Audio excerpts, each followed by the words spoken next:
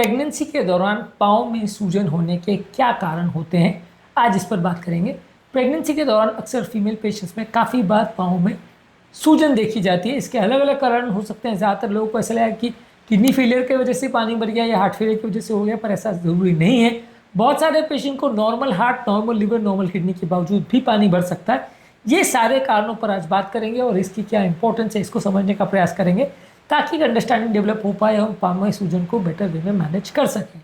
Topic पर जाने से पहले जो लोग हमारे चैनल पर नए हैं उन्हें रिक्वेस्ट करूँगा कि चैनल को सब्सक्राइब करें, वीडियोस को लाइक करें, शेयर करें, फॉलो करें, कमेंट करें, पूरा देखिए। टॉपिक इंपॉर्टेंट है इसलिए इसे अंत तक देखिएगा। चलिए शुरू करते हैं इंपॉर्टेंट वीडियो।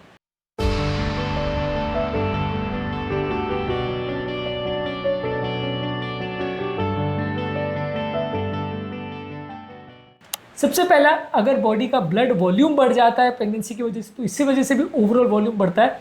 तो कई लोग को बिना किसी प्रॉब्लम के भी पाँव में सूजन हो सकती है। इसके अलावा प्रेगनेंसी की वजह से बॉडी में प्रोजेस्टेरॉन लेवल्स बढ़ जाता है, जो कि ब्लड वेसल्स को डायलेट करता है, रिलैक्स करता है। इसकी वजह से भी फ्लूइड लीकेज होता है सराउंडिंग टिश्यूज़ में, इसकी वजह से भी फ्लूइड कंजेशन होता है। इसके अलावा प्रेगनेंसी में लोगों को सबसे मेन कारण है जिसकी वजह से जो पानी भरता है वो ये है कि बच्चादानी में जब बच्चे का साइज़ बढ़ता है, यूट्रस का साइज़ बढ़ता है, तो वो आपके इंफीरियर वेना कैवा यानी रक्त नलियों को कंप्रेस करता है, जिसकी वजह से पाँव से आने वाला ब्लड जो हार्ट की तरफ जाना चाहिए वो कंप्रेस हो जाता है, वो नहीं ब्लड पुश कर पाता और प्रेशर की वजह से जब वो दब जाता है तो पीछे ब्लड भरने लग जाता है। उसी तरह से जैसे अगर आप डैम क्रिएट करते हो तो पीछे पानी भरना चालू हो जाता है, वैसे यहाँ पे इसी तरह से जब बच्चे का साइज़ बढ़ जाता है तो वो इंफीरियर वेना कैवा को कंप्रेस करता है और पीछे पानी भरना चालू हो जाता है। इसी वजह से पाँव में सूजन आती है। अगला कारण है कि प्रेगनेंसी के दौरान लोग की फिजिकल एक्टिविटी कॉम्प्रोमाइज़ हो जाती है, जिसकी वजह से पाँव का सर्कुलेशन कॉम्प्रोमाइज़ होता है। अच्छी फिजिकल एक्टिविटी करने से पाँव का सर्कुलेशन मेंटेन रहेगा तो ब्लड जल्दी रिलीज होगा, वहाँ से जल्दी ऊपर जाएगा। लेकिन फिजिकल एक्टिविटी कम होने की वजह से भी कई बार पानी में बढ़ जाता है पाँव में। इसके अलावा प्रेगनेंसी के दौरान कई फीमेल ज़्यादा सोडियम इंटेक करती है, ज़्यादा नमक वाली चीज़ें खाती है, इससे भी प्रेगनेंसी बढ़ती है। इसके अलावा प्रेगनेंसी के दौरान यदि आप बहुत ज़्यादा हॉट इन्वायरमेंट में रह रहे हो या गर्म प्रदेश में रह रहे हो, गर्म एरिया में रह रहे हो, तो इसकी वजह से भी नलियाँ थोड़ी एक्सपैंड हो जाती है और इसकी वजह से भी फ्लूइड रिलीज होता है नलियों से, इससे भी सूजन हो सकती है।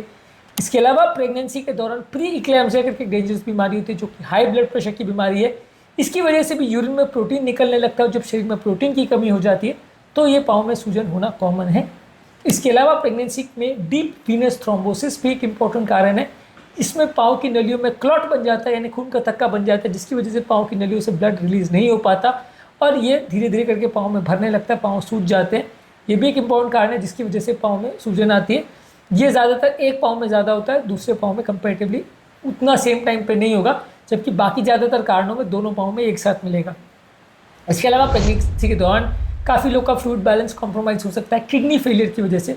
किडनी फेलियर वैसे भी प्रेगनेंसी में ज़्यादा कॉमन है और पहले से अगर किडनी का प्रॉब्लम रहा हो तो और ज़्यादा चांस बढ़ जाते हैं, तो इस तरह के पेशेंट्स को भी सूजन आ सकती है। लिवर फेलियर भी प्रेगनेंसी में ज़्यादा होता है, खासकर जिनको प्री एक्लेम्सिया और हेलेप सिंड्रोम करके बीमारी होती है, उस तरह के पेशेंट को लिवर फेलियर भी ज़्यादा होता है और इस तरह के पेशेंट्स को भी पाँव में सूजन आने का चांस ज़्यादा हो सकता है, बॉडी का प्रोटीन लेवल कम हो सकता है। इसके अलावा प्रेगनेंसी में हार्ट फेलियर भी बहुत कॉमन है।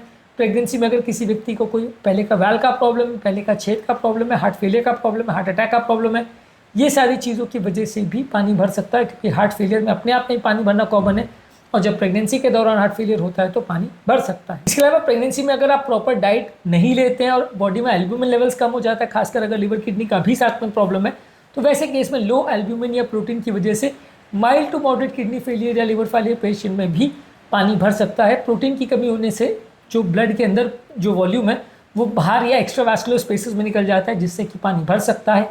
इसके अलावा प्रेगनेंसी के दौरान इन्फेक्शन होने का चांस भी बहुत ज़्यादा है, खासकर पाँव में। हालांकि इस तरह के इन्फेक्शन ज़्यादातर एक पाँव में ज़्यादा होंगे, सेलुलाइटिस वगैरह है, लेकिन ये इन्फेक्शन होना भी पाँव में सूजन होने का दूसरा कारण हो सकता है। प्रेगनेंसी के दौरान वेरिकोज वेन्स होने का चांस भी बढ़ जाता है, क्योंकि प्रेगनेंसी की वजह से बैक प्रेशर बढ़ता है, नसें कंप्रेस होती है, जिसकी वजह से वेन्स का प्रेशर बढ़ जाता है, वेन्स फूल जाते हैं और किसी व्यक्ति को अगर पहले से वेरिकोज वेन्स का प्रॉब्लम हो तो वो बढ़ जाएगा और इससे पाँव में सूजन होने का चांस बढ़ जाएगा। इसके अलावा प्रेगनेंसी में लिम्फेटिक ऑब्स्ट्रक्शन भी हो सकता है, यानी प्रेगनेंसी के दौरान प्रेशर की वजह से लिम्फेटिक डक्ट्स में भी ड्रेनेज कम हो सकता है, इससे भी लिम्फ कनेक्शन हो सकता है और पानी भर सकता है। तो यानी कि समझने का बात यह है कि प्रेगनेंसी में सिर्फ एक प्रॉब्लम नहीं होता, बहुत सारे ऐसे कारण होते हैं जिससे कि पाँव में सूजन आ सकती है। सिर्फ एक छोटी मोटी प्रॉब्लम नहीं है, बहुत सारे इसके कारण हो सकते हैं। इसको आपको पता करना ज़रूरी है ताकि आप प्रॉपर वे में ट्रीट कर पाओ। यदि आप अंदाज से खाली सबको पेशाब बढ़ाने की दवा दे दोगे तो बात नहीं बनेगी। हर तरह की बीमारी का अलग तरह का ट्रीटमेंट होता है और सबसे पहले इसमें स्टेप ज़रूरी है कि हम उस कारण को समझें जिसकी वजह से सूजन आ रही है। आज के टॉपिक में हमने प्रेगनेंसी में पाँव में सूजन के कारणों पर बात करी। इसके अलावा अलग टॉपिक पे हमने प्रेगनेंसी में पाँव के सूजन के ट्रीटमेंट पर बात करी है, इसके टिप्स पर बात करी है। वो वीडियोज़ को भी ज़रूर चेकआउट करें। उम्मीद करूँगा कि आज के टॉपिक में कुछ नई बातें जानने को मिली होगी। जो लोग हमारे चैनल पर नए हैं उन्हें रिक्वेस्ट करूँगा कि चैनल को सब्सक्राइब करें, वीडियोज़ को लाइक करें, शेयर करें, फॉलो करें, कमेंट करें।